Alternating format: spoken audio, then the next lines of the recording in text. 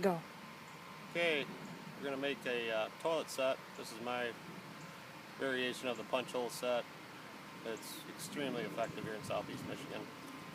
What it is, I'm basically going to make a somewhere where a house cat has deposited its feces, and these coyotes just dig it. The basic dirt hole and the basic cow sets, they just don't work here no more. That's the bottom line. We've had an explosion of people get into coyote calling, and they're not very successful at that. So then they get into trapping. Well, they're not trapping or bedding their traps right, and basically they're wising up these coyotes. So them working sets, it just doesn't happen anymore. And also they're just not hungry. There's so much food around here that they're just wanting for nothing. But anyway, this is the set. Bear with me here. And what we're going to do, first we're going to do our trap bed. Dig that out. Put that in here. Right here, I like to use a natural backing only. I never add backing unless it's natural. Most times I don't even use backing. And I'm going to look for a natural area where this set's going to blend in. We dig a little trap bed, and we're just going to fill it back in. All we're going to do, there's a little moisture today. So.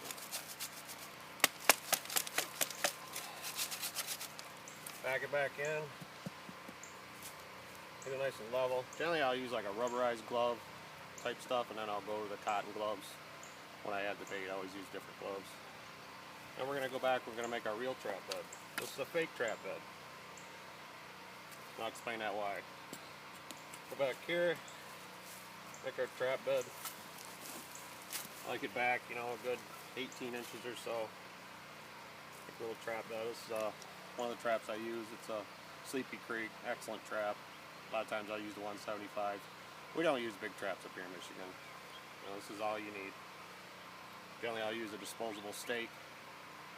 A few years ago I was longlining coyote up in northern Michigan, and I caught a big male. I mean, granted the soil is a little looser up there, and it was a big, you know, alpha male.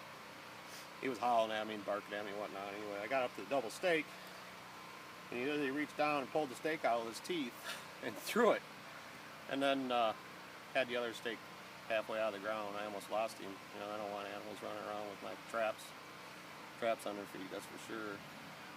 Everything too with the disposable too, it definitely cut down on the trap too. Anyway, we'll bed this down. One thing that was the bummer about not having the stake is a lot of times I'll rest this here on the stake and I'll steady it. But that's the only downfall. Work that down in there. I always use a trapper's cap. I won't bed a trap without a trapper's cap. You know, I don't know if I'm spoiled or what. But what's nice about the trapper's cap is I can pack this trap down, and if he steps here, it's not going to fire. He's got to be dead on the pan, and that allows us to use a smaller trap, and we generally get him pretty deep.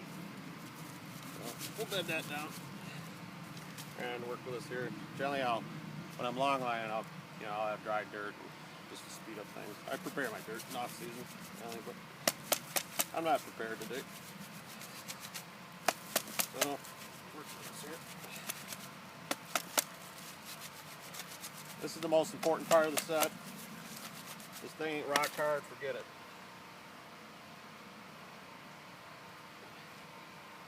I want this thing just as rock hard as possible.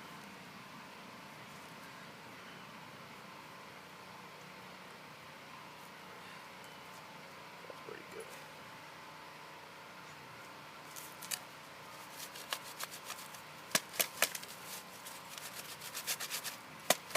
I also want this all level too, you know. I don't want a mound, I don't want it down.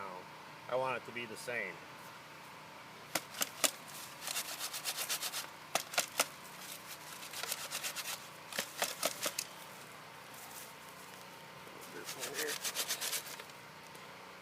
Okay, so now we got our trap bed here. This is where the trap is. Up here we got our mock trap bed. This is a fake trap bed. Now we're going to make our punch holes.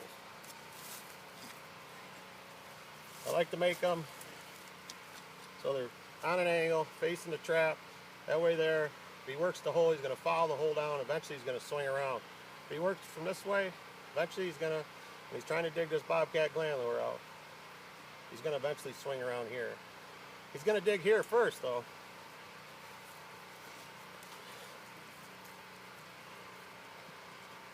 Just make your punch hole set. I'm sure you guys use it. Take red fox gland lure, or red fox urine. This is black, so you know it's no good. Urine's yellow. If it ain't yellow, just throw it out. I like to put that up there, just spray it like that.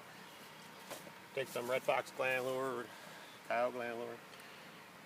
Now here, you know, I just want to use just a little bit. You know, just a, actually that's too much. But just a dab, that's all we want here. Just put it right there. We're not trying to call coyotes. We got a long running barrier here right now. It's got a coyote trail on it. I got snares on it actually right now because we're at this problem coyote in here. But so we're not trying to call this coyote from very far at all. This set here, left hand side is where I always put it. I guess you could put it on the right. You know, take some bobcat gland lure. Yeah, just careful not to get it on the set. Send it down the hole. This side here, I'll put whatever. It don't matter. They're not going to work it anyway. I don't care what you put in there. But then I'll generally just bring the holes down a little bit. Not make it so obvious. What started this set was gray fox came up in price. We were getting $40 to $50. So all of a sudden, wow, I really want to catch some grays. Wow, grays are new to this area. We've never had grays. I mean, occasionally here and there. So I got a DVD on gray fox trap, and they started talking about bobcat gland lure. I'm like, okay. So first I put it up here. Every single coyote and fox, they rolled in it. So I knew right then I was onto something. I mean, the fox, they're not working the dirt holes no more. They'll walk up to them, but that was it. They were not digging them. So then I tried it in a walkthrough set. I put it up high from the walkthrough set. It didn't work. They never even paid any attention to it. But finally one day I put it here, down in the hole, and they dug this trap out. I thought, well, maybe I didn't have my trap bedded right. Or maybe it's not clean. So eventually I just moved the trap back, and bam. What they're doing is they're coming in here, they're smelling that bobcat gland lure, and they think there's a cat turd down there. That's all it is. Another thing I'll do, you know, this is a variation of a Mark June set. He uses a 5-gallon bucket. But obviously here in my area, I can't use buckets. It'll attract every human around. So generally I'll use like a root system off a landscapers, like when they pull a bush out or something like that, something loud. And I just add back. Add lots of back. Just make it obvious. This works really good on smart coyotes. You put that there, leave it there for 3 days. He comes by, he's gonna be like, what the heck is that? After the 3rd day, just get rid of it.